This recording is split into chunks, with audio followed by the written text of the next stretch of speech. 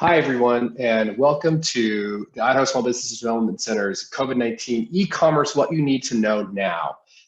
If this is the webinar that you meant to come to, you're in the right place. We're going to talk about e-commerce for the next hour or so. And we are super fortunate to have this workshop presented by Via Studio out of Louisville, Kentucky. They are based in Louisville, Kentucky. They have clients all over the world, all over the country.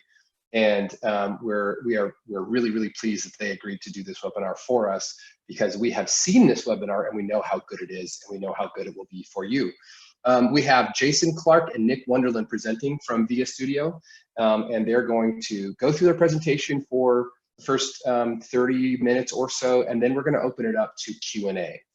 So we really want you to ask questions. However, you do not have to wait for 30 minutes to ask questions. You can start asking questions right now. So the best way to do that, actually the only way to do that, is to click the Q&A button at the bottom of your screen. That'll pull up an interface where you can type in your questions. Since we're in webinar format, everyone's going to stay muted, so you can't unmute yourself to actually ask a question, but you can type it in. So please type them in there. We want as many questions as possible. Additionally, open up the chat box. So if you look at the bottom of your screen, there should also be a chat icon. Open that up, because we're going to be chatting in to all of you key points as we go, and it's a great way that for you all to chat with each other. So if there's something that you're wondering about from other panelists or other attendees of the webinar, you guys can have a conversation about that. So way to get the most out of the webinar is to open up the Q&A, put all your questions in there, open up the chat box so you can see what's coming in through the chat, and have conversations with the other attendees of this webinar. I really look forward to the next 30 minutes or so with Via Studio. And to get that started, I'm going to stop sharing my screen and kick it over to Jason. All right, let me turn my audio and video back on, share my screen.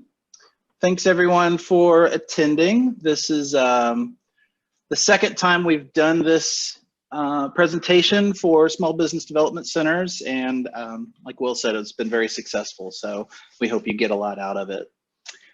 So we're calling this some of what you need to know about e-commerce. The world of e-commerce is massive, so we're going to give you kind of the 101 entry-level information that you need to get started in e-commerce.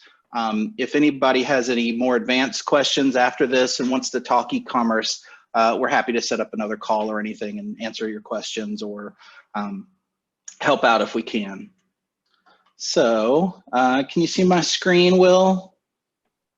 Are we shared okay?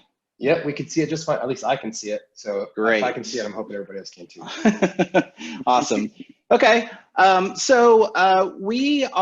Studio is a what has been called digital agency, but we're just moving to the word agency because so much is digital now. Kind of descended from the ad agencies of old, but there's lots behind the curtain of what we do that's more than just traditional media. So the way we break out our company is into 4 disciplines. That is our accounts team, which handles client communication, project management, moving the ball forward, essentially. Our strategy team, which Nick Wunderland is a part of. Nick, he's a strategist at Via. Highly competent, capable, and fun to work with. We're lucky to have him on staff. But this is business analysis, research, goal setting, measurements, lots of behind the scenes work with what happens with marketing and website tactics. Our design team is what it sounds like. They design all the beautiful work that we do. And our development team is our team of coders that build websites and back-end integrations. And our marketing and advertising initiatives are based on those 4 disciplines. We put teams together in order to do any work that we need to do for our clients. The difference here in the way that we like to think about things, we like to put your website into a bigger ecosystem that it consists of these 5 components. So brand strategy, this is uncovering your story, creating a story for a brand that's easy to associate with, relevant to your target audience. Brand identity is the the look and feel of your brand and your company. Content is the biggest tool in your marketing toolbox now that we're in the age of digital. With those three kind of foundational components, we build websites, and then from there we do marketing and advertising programs for our clients. The way that to look at your website from a marketing perspective, again, this is kind of a foundational approach, how we look at the work that we do. We feel like your brand strategy, your identity, your core messaging should be the foundation of all of your marketing initiatives, and that work should last at least 5 to 10 years. Your website, your marketing collateral is built on that foundation, and that should last a little bit less. We say 4 to 5, sometimes a little bit longer, sometimes a little bit less time. A funny story there, we had a client that we built the site for about 6 months before the original iPhone came out, and we got a call last year from that client, and they were upset because their site wasn't mobile friendly. Or mobile responsive, to be specific, and they were very upset. And then we looked back at our the project management tool, and when we launched, and the whole concept of a responsive design hadn't really been codified yet. So that was you know, it was an old website, and it really needed to be rebuilt. Kind of a cost of doing business now. And then when you go up from that, it gets the work that you do in marketing becomes more tactical. So ad campaigns, content, reporting and analytics and updates, day-to-day kind of stuff falls from that. So this is kind of a good visual of how we see this landscape.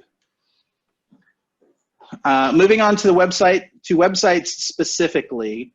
So how we look at this, and again, we start from a very strategic perspective and then work down to the more tactical pieces of websites.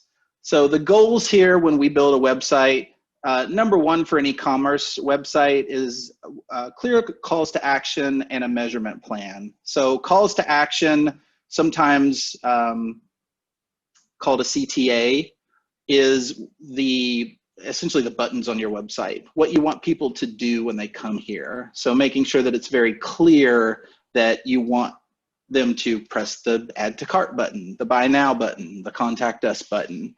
I know that seems simple, but sometimes those goals are lost.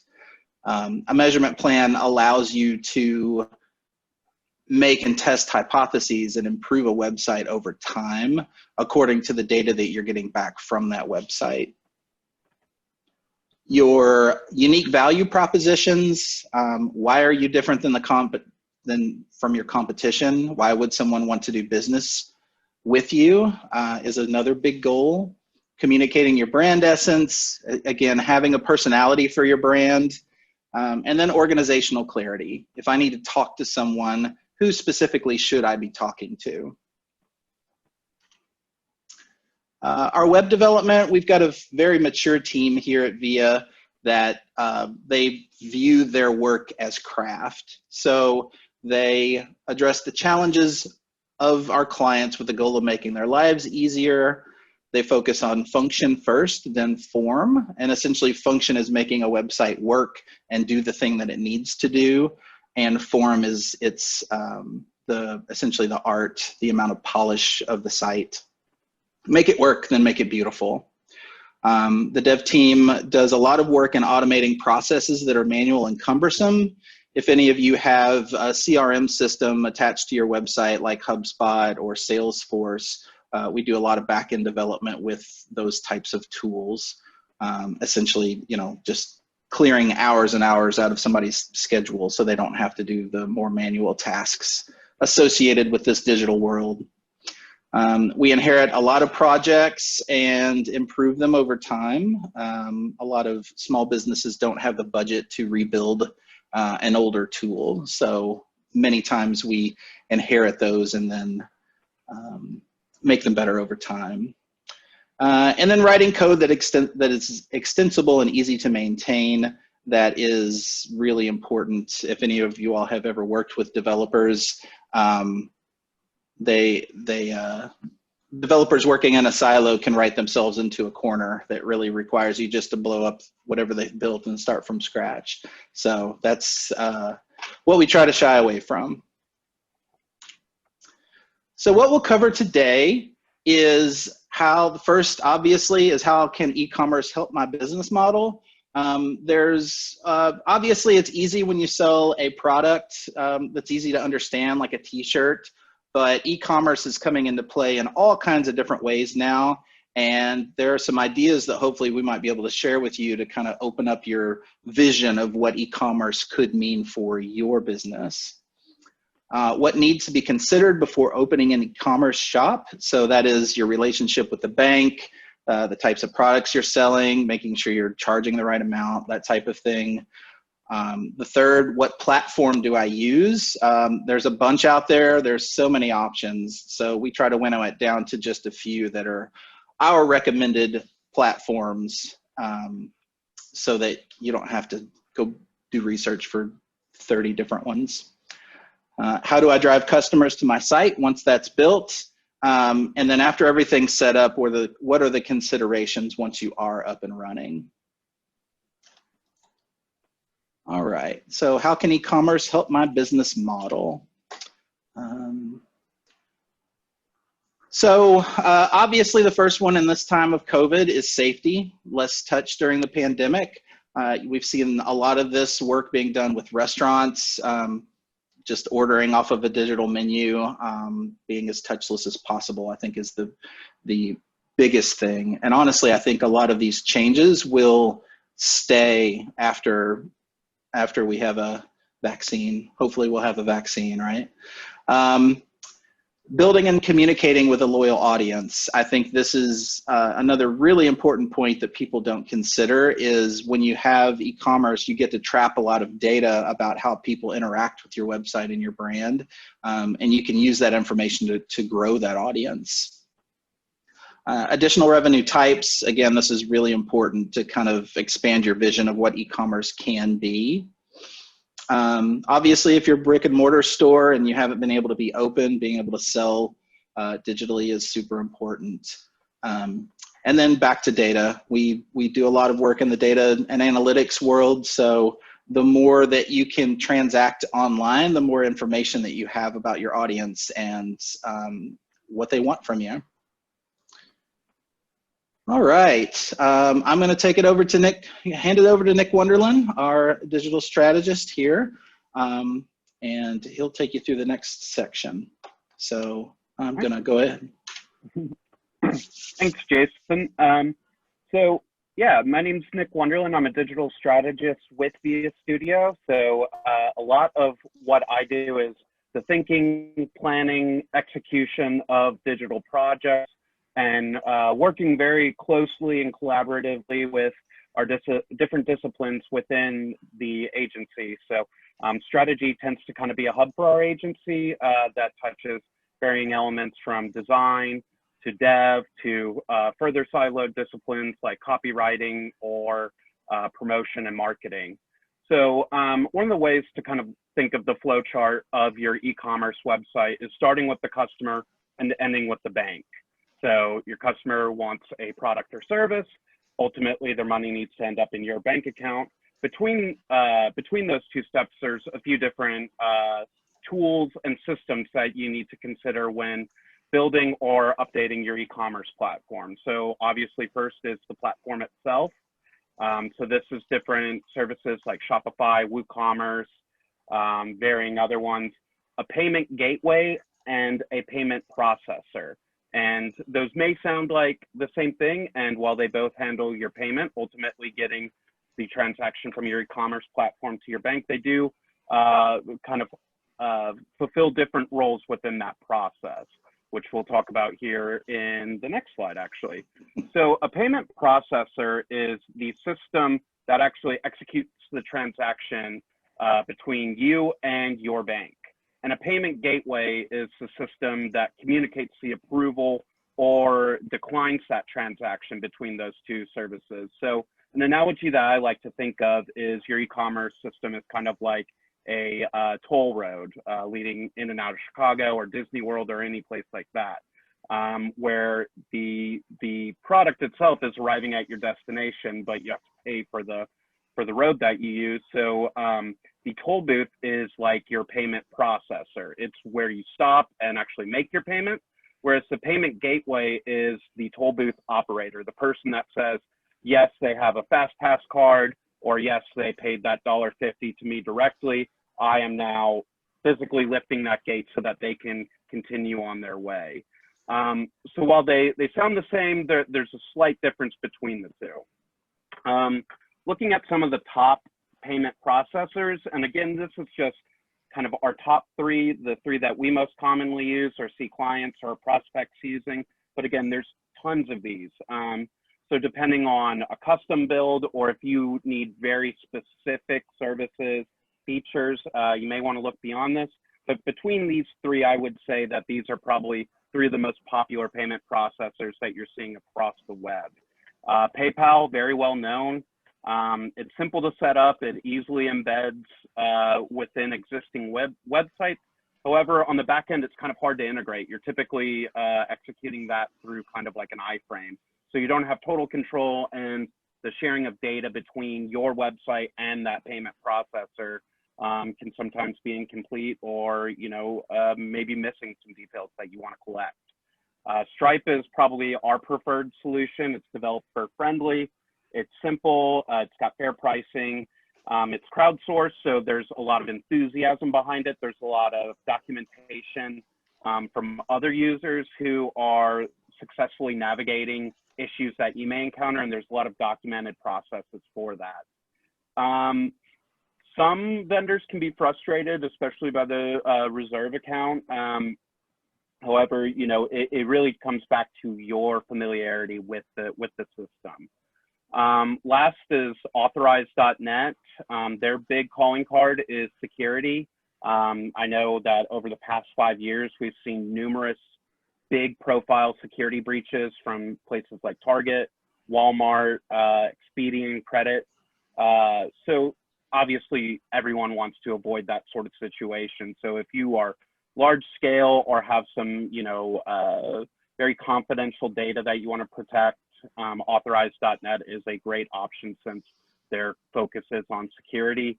It's well established. It's been around for a while. However, it will be your most expensive option with payment fees on top of each transaction and a monthly fee as well. But between these three, you can really find a solution to meet any budget or scale of project.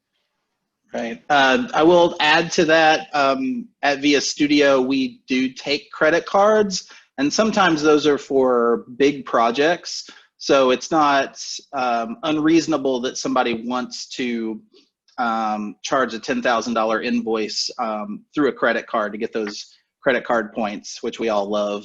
So we actually use Authorize.net because it's a little bit more secure for big purchases like that, much more trustworthy. Excellent. Another feature that has been around a while, but you're seeing it pop up on more and more sites and is seeing more and more people use these systems are digital wallets. So this is obviously GPay, Apple Pay, PayPal, and these are great systems if you have them set up to make checkout a breeze.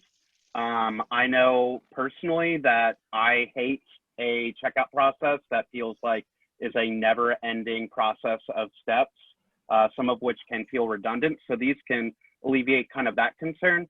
But also in the age of COVID with contactless transactions and contactless payments, GPay and Apple Pay are a really great option because if your merchant terminal is set up to take those, you can complete a transaction just by not even tapping your phone on the terminal, but getting it near enough for it to make that transaction. So you can literally do a complete in-person transaction with these systems without making any contact. So that's always something to consider if you are venturing out into the world right now. Now, getting into actual e-commerce platforms, and what really kind of defines an e-commerce platform is this is your store on the web. So this is where typically your products are viewed and accessed and managed on the back end. This is where your customers go and view those products, add them to their carts, complete checkout. So this really is kind of the bread and butter of your e-commerce platform. And like with payment processors, there is a ton of options. These are some of the ones that we primarily use at VIA. So again, existing site embeds, this would be like your PayPal, or I'm sure you've seen Square websites either advertised to you or popping up because they're a simple kind of low barrier option for an e-commerce platform. So these are great if you're, dipping your toe into e-commerce, or, setting it up for the first time, or you don't have a full dev team to work on these sort of projects. So they're simple and fast and kind of all in one box options.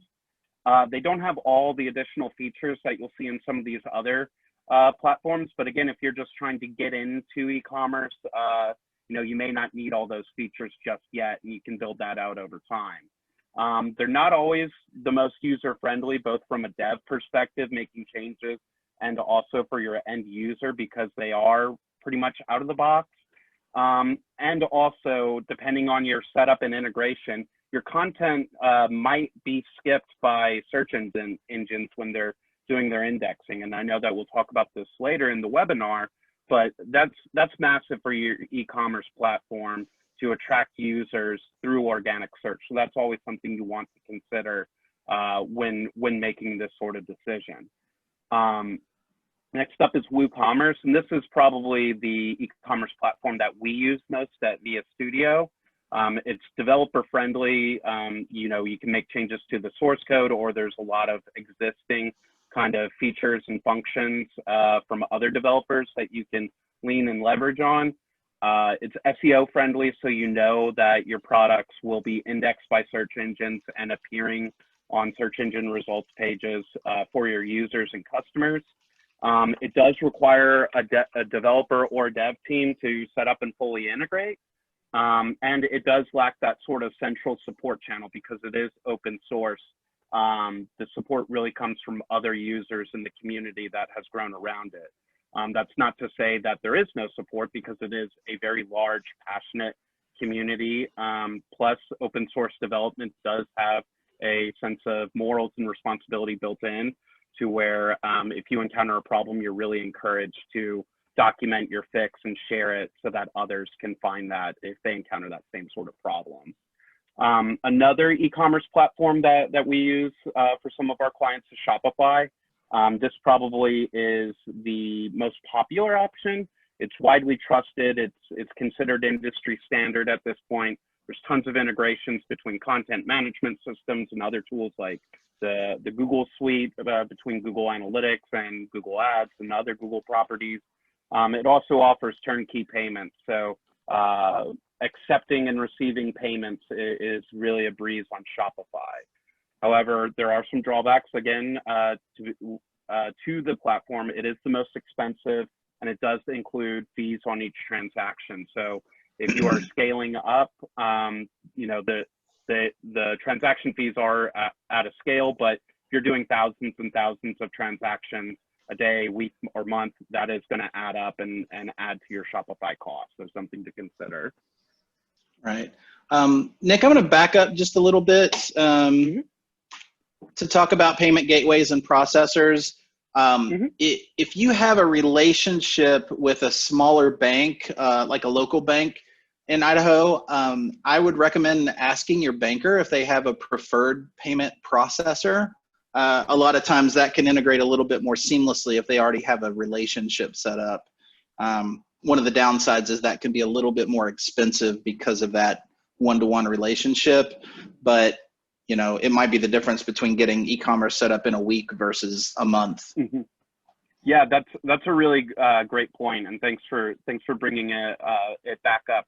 Probably the first place to start with any of these projects is with your bank and see if they can offer any guidance, because at the end of the day, you want that money going into your bank account. Right. Yeah. I'm sure you've seen with Venmo and whatnot, you can you can get money in and out of your bank account a lot more easily these days, but those aren't necessarily the most trusted or secure systems. So this next section is really focusing on the nitty-gritty of e-commerce because you know, something like payment and online shopping, that's all handled on the internet itself. But when an order comes in, the responsibility is now on you to deliver that product from your office, your warehouse, your fulfillment center to your customer's front porch or office. So this is really where it moves off the digital realm and into reality. And we have a few slides to help you kind of navigate this process. So first is fulfillment and shipping options. So this is actually which provider you are going to work with to move products from point A to point B. There's, again, lots of options. We've highlighted some of the most popular ones. So UPS and FedEx both have e-commerce fulfillment programs where they work with companies from small businesses to major corporations to help move products from point A to point B. With UPS Marketplace shipping, there's a lot of expedited shipping options. So if you are selling any sort of time-sensitive products or want to offer that sort of overnight or next day delivery, UPS really is kind of the gold standard for those expedited shipping options. They also offer easy shipment tracking beyond just relaying that back to the vendor, but helping you share that with your customers. I know personally, if I make any sort of substantial purchase online, I like to get that tracking number and see it move from point A to point B, C, D, E, eventually at my house. Right. But they do not offer free Saturday delivery. So that is something that would fall under that expedited shipping plan that they have lots of options for, but that's something that can kind of catch users off guard. FedEx, they have the industry best tracking. It's pretty much instantaneous. It's, you know, they can help you get it out to your customers in confirmation emails or follow-up emails. And it's a really easy to use platform. They've clearly tried to make one of their unique value propositions to be the easiest to use and integrate with your systems. Some drawbacks though, it does have some of the highest shipping rates, and there have been complaints about some inconsistent customer service quality. So those are some items to consider if you're looking at FedEx or UPS. The last option is stamps.com, which is really kind of USPS's storefront for shipping. They work through the USPS, and they're really kind of one of the best options for a smaller operation, a mom and pop shop, maybe running out of a house or a single office building that, you know, may not have a fulfillment center or warehouse.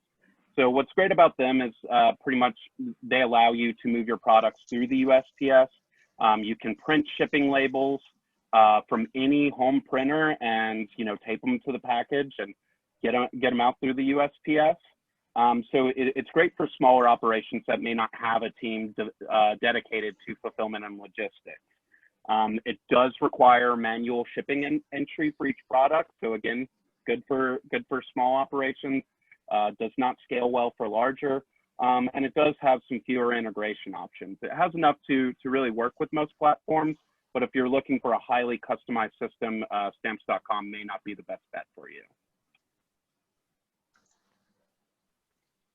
So moving on to the actual content on your website, most users are really not gonna care about your back-end systems as long as it's easy for them to use.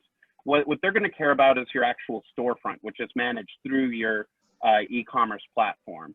So just a few items to consider when you are setting up your product listings or your storefront online.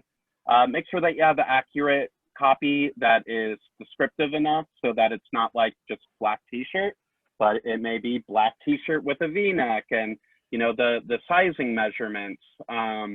You want high quality photography. I know in working with some Amazon fulfillment, any product for an Amazon Prime listing has to have at least 1,000 by 1,000 pixel product photography, and this is required so that you can do those zoom-ins that everyone loves to do when they're looking through Amazon Prime. Easy to understand options. So this is everything from selecting your size, color, different cuts, different lengths, anything like that. Well-structured data for search engines. So as you'll see in this example, there's a description here, there's details, there's size chart. That's great for Google because when they are scanning all that content, they'll say, okay, this is the description of the product. These are the details or specs. These are sizing options. So that's just more content for Google to understand, not just what your product is, but the options available with it. As I'm sure everyone's aware, mobile is really king in this case. More and more of our clients are seeing mobile eclipse desktop traffic. So it really kind of the gold or the standard to use when setting up any sort of web presence is think mobile first, whether it's design, copy, how content needs to break on your website.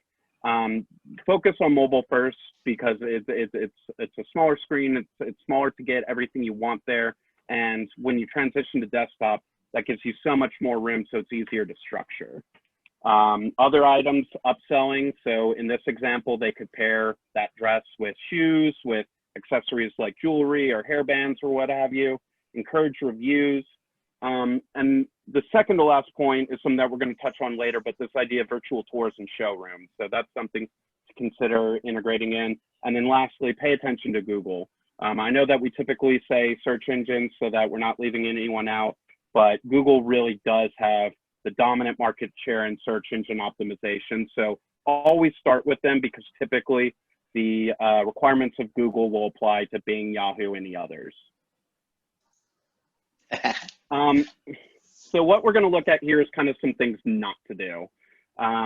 So comparing this graphic with the previous slide, it's clear to see a difference, but you want to avoid busy, confusing site navigation, store optimization. You don't want minimal copy. You don't want low quality or limited photography. So, something smaller than 1,000 by 1,000, or a product shot that's not actually the product. I know that sounds silly to say, but it's happened to me. It's happened to numerous others where you order something online and what you get is not what you ordered based on the imagery. So pay attention to that. Always be able to have a system to say out of stock if a product isn't available. Always integrate product search functionality. Typically people will start with your nav, but if it's, again, point one, if it's busy or confusing, people pretty much immediately check down to site search and will use that.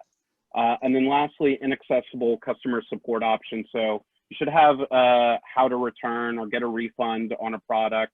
You should have some information on typical shipping times and waits. So just the best advice I can give for this slide is put yourself into the shoes of your customer, of your user, and think about what you would want to see and experience on an e-commerce website. So I know that we touched on virtual showrooms. This is becoming more and more popular as the pandemic kind of drags on. This idea of, showing a product to someone online. In this example, this is a car sales where, dealers and car salesmen now are taking things like their iPhones, Android phones, GoPros, what have you, and literally walking customers through a car, opening the trunk, showing the back seat, showing how a car seat might hook up, literally kicking the tires for customers who may be miles and miles away. We know that, we need to stay socially distanced and we're all trying to limit contact with others right now. So being able to demo a product, whether it's a car or having like a 360 spin on an individual product, any way that you can make that product kind of come to life, become real on your website or when helping a customer can really help you eventually close the sale. Another option that we want to share, and this is actually one of our clients. They're around the block from our main office, and they're They're a boutique called Revelry, and they share goods and art from local manufacturers and artists. What they did in the peak of the pandemic was they turned their storefront into a virtual showroom where they put even more products out front than they normally do, but they put an associated QR code next to each one. So passerbys on the street could walk past, see an item that they like, stop, pull out their phone, scan the QR code, and it would pull up that product's page on their website where they can order and have it shipped or order and pick up in the store. Again, just minimizing that contact. They can do that shopping while they're outside before they come into, just complete that transaction. So this is a system that we found to be very creative. They laid it out nicely. They had plenty of instructions, and I know that I have seen people literally walk by, stop, pull out their phone and do some shopping right there in their storefront. Yeah, I think this is a tactic that will live on past the pandemic. It's just such a good idea in general if you've got window space. Exactly. And, QR codes were viewed by a lot of people as kind of a dead or outdated technology, but they are making a serious comeback during the pandemic right now. So moving on to perhaps one of the most important elements after you are all set up is making sure that Google can find and show your website and your products to customers as they are looking around the web. So SEO is an art. It may be considered a tactic, but it is something that is iterative, that you have to build on past experiences and successes with. So here are just kind of a few low-level items to add to your checklist when you are setting up your e-commerce storefront. You want to focus on just one product per page. So you can have a sundress, and you can have red or black or blue, different color options. But if it's different styles, different brands, if it's considered a different product beyond just sizing and coloring, set up a different product page per product. You also want to avoid complicated URLs that, if they don't make sense to an end user, they probably will not make sense to Google or other search engines.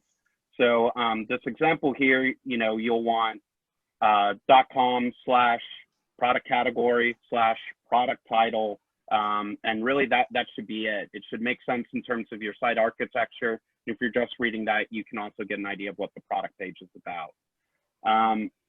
Ensure product images have descriptive alt text. So alt text is what tells Google what an image is. Google cannot scan an image and say that is a bicycle. So alt text is a little bit of copy that will tell Google this is a picture of a bicycle.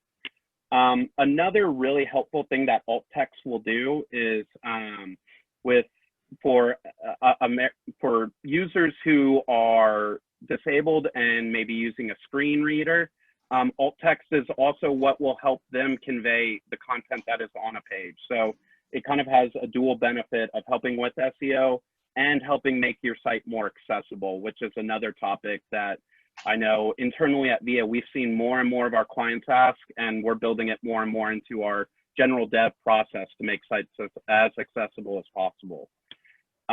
Ensure user reviews can be indexed by search engines. A lot of the review sites will just pull it in through an iframe. So that content-rich review may not be indexed by Google. So make sure when you are integrating reviews that content is part of your site and indexable by search engines. And then lastly, leverage Google for retail. I know that we've pretty much all, made a Google search for something like, Nike running shoes. And even above the websites listed, there's kind of like a shopping pane. That's Google Shopping, which is powered by Google for retail. And that basically allows you to say, hey, Google, here are my products. Show them as part of search results as well. All right. So we've just got 3 or 4 more slides before we're finished, and we can jump into QA. Just a couple minor pay attention types of slides. So I know we pay attention to Google. as one of the bullet points in the slides, and this is, use your site as a user would in Google. So for example, this is a local bank in Kentucky that if you search for joint checking account, they're actually paying in Google paid advertising for that search term to go to this specific page. So as you can see in this page, there's no calls to action. There's not even really a reference to joint checking account. So this bank is probably paying $3 to $5 for that click that goes to a page that doesn't really solve that problem. So what I would encourage you to do is to search for terms that you would expect to find your site to rank for, and see if it's just intuitive that you're going to a page that makes sense. So this is another bank searching for joint checking account, and they're ranking for, as you can see, even the picture is a picture of a couple. So simple shared checking accounts, there's that call to action that's apply now. So as you can see, like, this isn't a very helpful web page. This is a super helpful web page. And it's just that attention to what people actually want and what you're serving up to them. And then the last point we like to make is use data to improve. So Google Analytics is a free package. It will analyze your goal optimization, your bounce rates, a little bit of budget into pay-per-click or display ads or paid advertising digitally will tell you what types of keywords result in conversions. And in this case, we're saying conversions are sales. Search engine optimization tactics can help you understand your competition and the types of content that is successful, and gives you some intelligence behind the scenes there. CRM stands for customer relationship management. The C stands for different things for different industries, but essentially you get quantitative insights over time if you're nurturing a specific audience. And then the same thing for social media. You get audience insights from participating there and seeing how people react. So with all this data, you get new hypotheses into how to improve your website, and you make better decisions. So you should start to see a curve of success on a website. Sales goes up, traffic goes up. Ultimately, you are a happier small business owner, which we like. So to wrap this up, what platforms do you use for products? PayPal, Square, Shopify, WooCommerce. There's a bunch of other platforms. So I've already seen some comments come through the chat about BigCommerce and whatnot. There's a ton. But we've focused today on the ones that we have found either easy to use or successful or user-friendly. Multi-channel integration, this is kind of the bonus points or the phase 2 to your e-commerce. You can sell on Amazon's platform, and Facebook and Instagram are making big moves right now to sell products on their platforms. So you can essentially just stay inside those websites or apps and buy the things you're searching for. We haven't talked much about service companies, but there are products like Harvest and FreshBooks that can do subscriptions and invoices and whatnot from a more back-end perspective and not necessarily a product-focused e-commerce perspective. So for example, if you're a lawn care service, you probably want to get someone on a recurring payment, and instead of trying to remember to invoice them every month or every week, you could just set up a subscription, get their credit card, and it just automatically runs that. And again, this is where the very small businesses, we see a lot of success if people can take the time and research these platforms that make their lives easier. Because a lot of small business owners, myself included, weren't necessarily trained for some of the types of things that we have to deal with. So tons and tons of options there. And with that, we can move on to questions. Thanks for your time. You guys from Kentucky know what you're talking about. That was great information. Thank you. We do have a bunch of questions, so I'm just going to jump in. And if all of you who are listening, if you have more questions, it is not too late. Put them in there. We'll try to get as many of them answered as possible. So the first one here that I wanted to ask is there a place to learn about HTML and sources to help build a website? Is there like a Khan Academy or something like that where you can learn to do some of this yourself? Yeah, there's tons actually. Code Academy is a good one. Lynda.com, Lynda.com.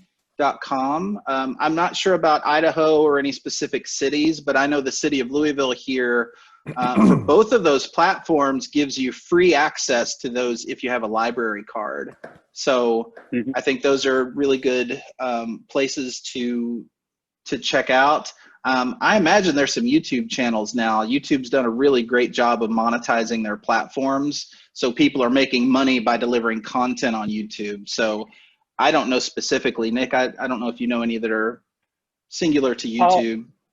No, not YouTube.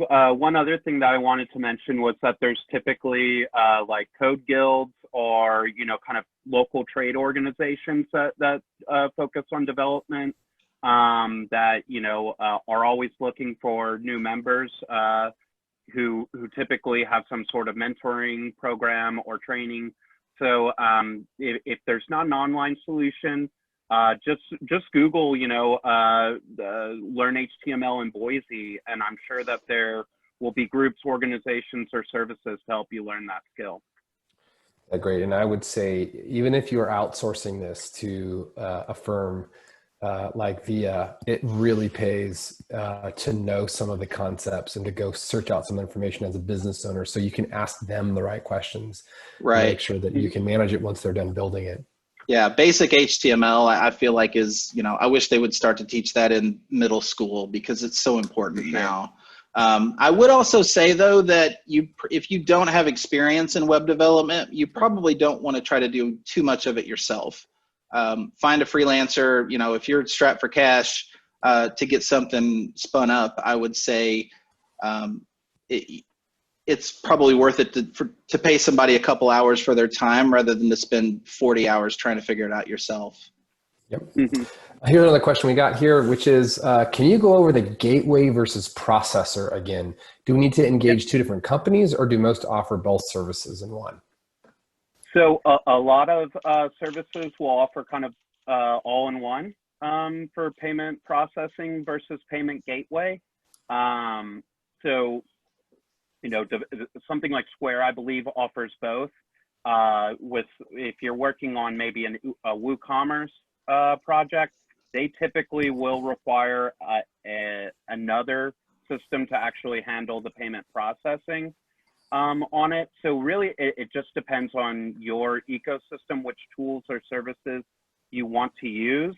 Also, if you're engaged with any sort of sales rep, I know that we're working on onboarding a new e-commerce platform for a client of ours that does subscription bundles direct to B2B sales. So they needed a really custom service for them that is new to us, but their rep has a recommendation for any additional tool or service. So if you are engaged with someone like a sales rep or even just through a support channel, ask, because they typically will have their sort of preferred vendors that they can recommend and will make your life a lot easier.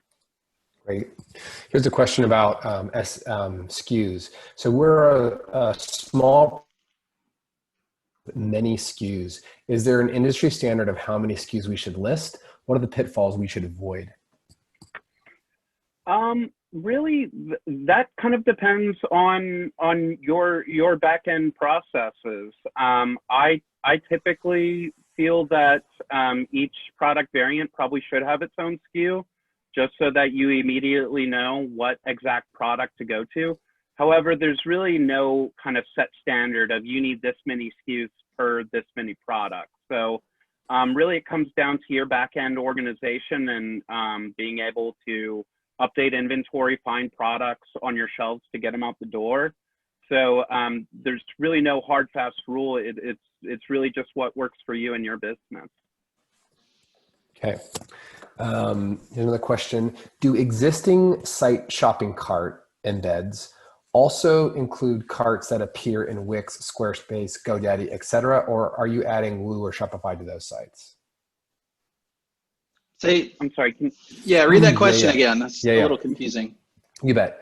Do existing shopping cart embeds also include carts that appear in Wix, Wix, Squarespace, GoDaddy, etc.?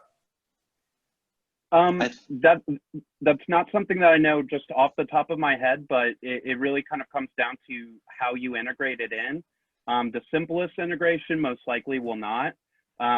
Square, I know, is kind of falls under one of these embeds, but they're working really hard to become more of a e-commerce platform themselves.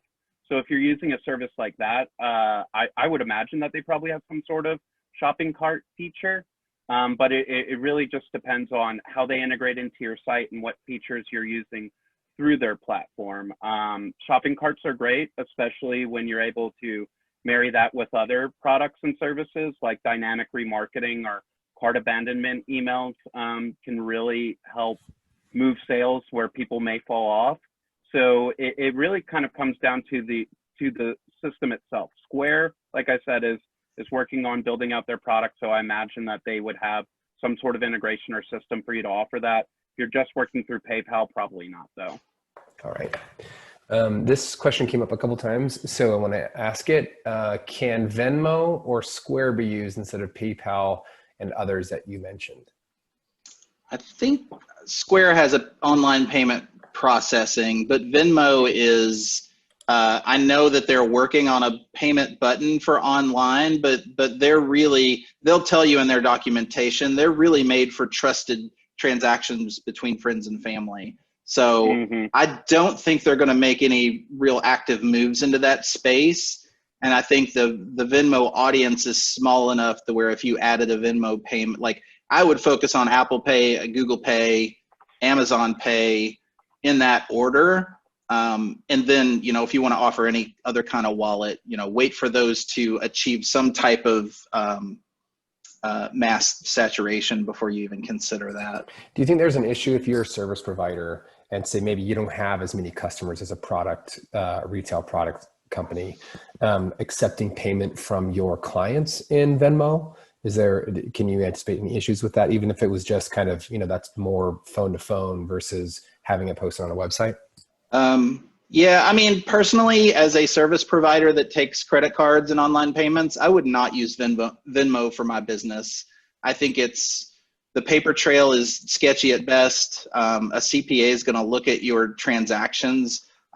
We actually do some Venmo. We have a property management company, and we've got an apartment tenant that pays us through Venmo, but she's the only one. And if we had multiple people pay through Venmo, that would be a nightmare to try to track and manage on the back end from an accounting point of view. So I would just advise against Venmo in a business capacity.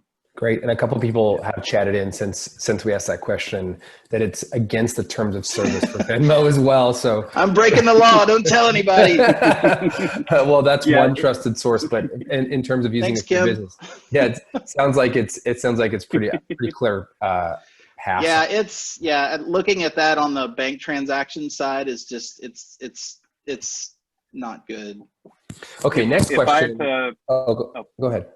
I was just going to say, if I had to look into my crystal ball to imagine what Venmo's moves will be in the next 5 years, I imagine them more to go towards a payment wallet like Apple Pay or GPay, rather than trying to become a payment processing gateway themselves. Right, consumer focused versus business focused. Yeah.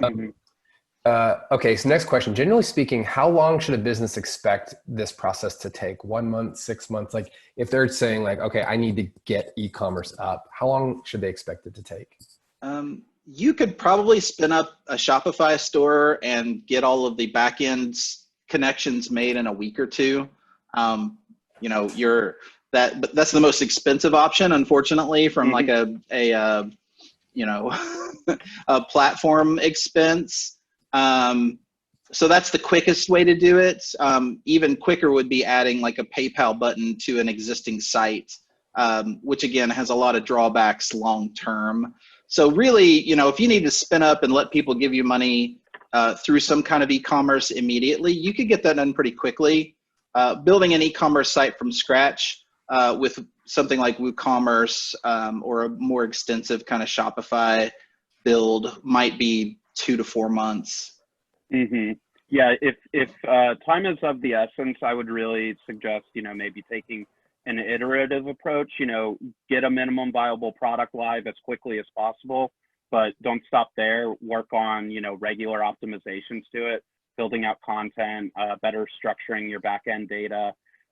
So, to Jason's point, you could probably get something set up in a week or two, but, that sort of quick integration is not going to be ideal. So, do not consider it done if you do it that way.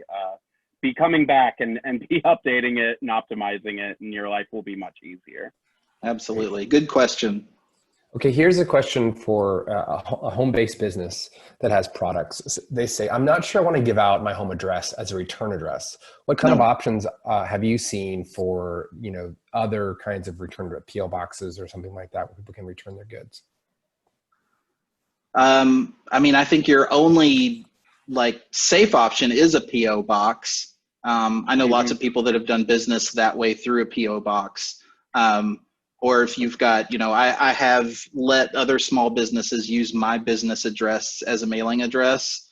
So if you know someone that owns a brick and mortar place, you could possibly ask them to use their address. But yeah, I'm with you. I wouldn't recommend giving away any home address on anything related to money. So Jason, you're saying you can use a PO box to accept product returns? Yeah. I mean, I've done it on a smaller level with things like T-shirts, and I played in bands a million years ago and that type of thing, and we sold T-shirts and CDs and whatnot through a PO box and back and forth. A good mail, a good post office loves that kind of thing because it's consistent. You make friends with the people who run the post office there. And it's just another community kind of thing that's kind of awesome. Mm-hmm. One other thing that I would just add to that is if you are using a PO box or maybe sending it to another business using their address, just be transparent in your returns, just so that if they Google that business and it's not a business that they're currently working with, they're not thinking that it's a scam or anything like that. So I just always recommend be as transparent as possible in any sort of process like that. Right. And as a follow-up to that, I mean, has Amazon just ruined e-commerce for everyone? Like, you've got to get it, you've got to include shipping, you've got to have a quick get it to their home, and then you've got to allow them to return it easily and at no cost. Well, to be fair to local businesses, there's a huge backlash against Amazon right now. Their search engine is, because they have it, they're turning it into more of a platform for other people to sell. There's garbage all over Amazon now. You search for anything that's kind of low cost, and you could get something from China that takes 2 months to get to you, and you don't even know that until after you've purchased. So I know the expectations are high for customer service now with e-commerce, but that's really just the cost of doing business now. So, I mean, honestly, now's a great time to ladder up an e-commerce site because of that backlash. I'll also say customers kind of also understand that an Etsy shop does not have the might of Amazon behind them. So most people will understand that they're working with a small business and kind of temper their expectations to that, to who they're working with. Yeah, we all, as business owners, deal with unreasonable customers. All of us do. It's the world we live in. I know personally, I've bought things from small businesses, and when they arrive at my doorstep, there'll be a note in there that says, like, thank you for supporting the small business. Oh, yeah. And I haven't indicated, I mean, I work for the Small Business Development Center, so it means something to me, but like, I'll make repeat purchases because I know I'm supporting a small business versus manufacturer overseas. You've got a smaller... Sorry, Nick, you've got a smaller audience, but they're much, much, much more loyal. Yeah. And I was just going to say personal touches like that, or even like if you have stickers, throw some stickers in a package and that's just some free brand exposure. Granted, it may just be on a water bottle or something, but you know, people love stickers, and you never know where they'll be end up and who they'll be seen by. Yeah. Oh, we just have to, there are some open questions here. So I apologize to everyone that we can't answer all the questions, but I do want to end with one I think is really important to address, which is what would be the cost range to pay someone like an agency or freelancer to build a site like this that could handle products? Right. If so, the level of expectation on what you're building is very important. Like I say, we could and have ramped up a Shopify theme in a couple weeks. That might cost, if our client would be handling most of the content, that could cost as little as $5,000 to $10,000. A more reasonable project cost for us for e-commerce, because we work with a little bit larger businesses that can afford it, would be more like $30,000 to $75,000. And we've done crazy e-commerce that's, you know, hundreds of thousands of dollars, but I would never recommend that for a small business. So there are kind of tiers, good, better, best. Getting something ramped up very quickly with, you know, a lot of your time with contents and learning to put in the products and that kind of thing can be fairly quick and inexpensive, relatively, I guess. But if you're a bigger business and you have more long-term and long-lasting needs, that could get, you know, again, you could get into the tens of thousands of dollars fairly easily. And my advice for small businesses in thinking about doing that is have a conversation with a few different firms and understand which ones really are focused on helping small businesses. Because if they are, then you'll be able to figure out maybe how to piecemeal it together in pieces or have them do parts of it, and you can do some basic stuff to keep the cost within your budget. Right. Yeah. A good agency will be helpful without being desperate. If that makes any sense. You know, there is definitely a minimum engagement that we need in order for us as a small business to be profitable, where a freelancer or, a developer that works alone might be a better option for a very small business. Great. So thank you. Thanks, Jason. Thanks, Nick. We're just past the hour now, so I do want to respect everyone's time and wrap up. We have an open poll. If y'all haven't had a chance to take the poll, it's 3 questions, really quick. We really appreciate your feedback, just so we can kind of understand how valuable this webinar was to you. I do want to plug really quickly upcoming webinars. We have a webinar on government contracting. So as a small business, as you're trying to figure out where to find new revenue streams, government contracting might be a place to look. And so we've got one coming up on that. And then if you're a small business that has a commercial lease and you're in the midst of trying to figure out how to pay that lease and how to renegotiate your lease with your landlord, we've got a webinar coming up that's focused on that. So stay tuned to your email inboxes as we send you notifications on those upcoming webinars. Also, there's one question here that says, does the Idaho SBDC offer web or graphic design? If you have a web or graphic design need, email us. We don't offer free services like that, but we do have a program through our office in Pocatello where you may be able to get some level of assistance there. So do email us if that's a question that you have. There might be, sorry to interrupt, but there might be an AIGA chapter in Idaho. They're the American Institute of Graphic Arts. That would be a good resource to look for a freelancer that might be near you. Excellent. Yeah. Great tip. Okay. So I just want to say, again, thank you. Thanks for this fantastic information. You know, it's kind of it's a black art of how do you have a successful business in this digital world. There's so many options out there, and it was really helpful to hear you guys walk through some known options that these businesses can look at. And I want to say, if there's anybody on here who wants to have another conversation with Via Studio, I'm sure you're open to working with clients in Idaho, even just to answer questions. Absolutely. My email address was in that last slide. So if you want to shoot me an email, I'm happy to answer any quick questions as my time allows over the next week or so. Great. Well, Studio.com is the website as well. Excellent. And we appreciate all of you for tuning in and working on your business. And we are here for you. We want to keep supporting you through this pandemic, and hang in there. We will all be buying stuff from each other as we go in one form or another. We're going to do our best to keep all these businesses open. So thanks everyone. Absolutely. And we will see you next time. All right. See you guys.